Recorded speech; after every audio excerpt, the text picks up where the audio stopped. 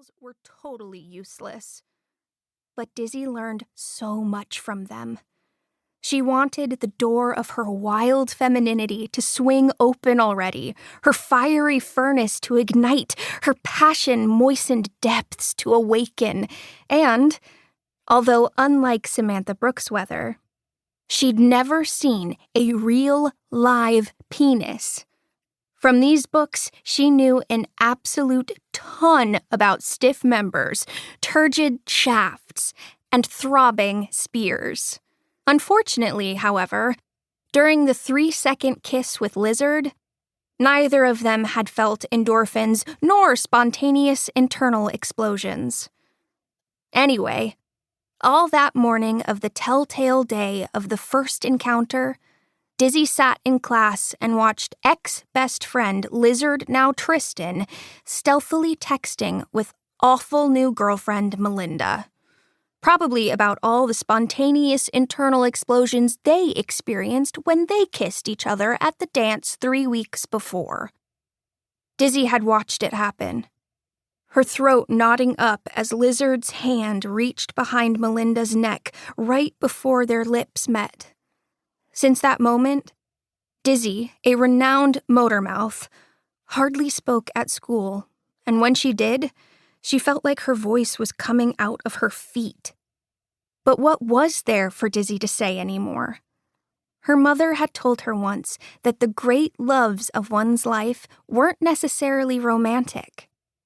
Dizzy had thought she had 3 great loves already. Then, her best friend Lizard, her mom, Chef Mom, and her oldest brother, Winton, who was so awesome he gave off sparks. But what now? She didn't know people could stop loving you. She'd thought friendship was permanent, like matter. After lunch, which Dizzy spent in the computer room learning about a group of people in Eastern Europe who believed someone or something was psychically stealing their tongues, she walked halfway across school to the bathroom no one used.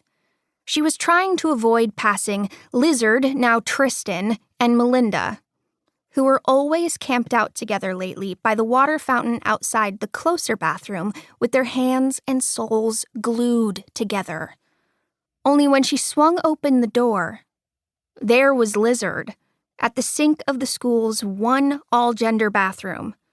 He was alone at the mirror, putting some kind of gel in his new hair, looking like all the other boys now, not like the Lizard of a month ago, with cyclone hair like hers and geek kid at the science fair personal style. Also like hers. He'd even gotten contacts, so their black 10-ton Clark Kent eyeglasses no longer matched. She wanted the old Lizard back. The boy who'd told her about sun pillars, fog bows, and said, "So dope, Diz," at least 500 times a day. The fluorescent lights in the slug-colored bathroom flickered. They hadn't been alone in what felt like ages, and Dizzy's chest felt hollow. Lizard glanced at her in the mirror, his expression unreadable, then returned his attention to his hair, which was the color of butternut squash. He had pale skin with scattered freckles on his cheeks, not galaxies of them like Dizzy. Once in 5th grade, when lifelong Dizzy tormentor Tony Spencer had called Dizzy an ugly freckle farm, Lizard had come to school the next day with galaxies of his own that he'd drawn onto his cheeks. Dizzy glimpsed her reflection in the mirror and had the same sinking reaction she always did to her appearance because she looked exactly like a frog in a wig. She couldn't believe this was what people had to see when they looked at her. She wished they got to see something better, like Samantha Brooksweather's head, for instance.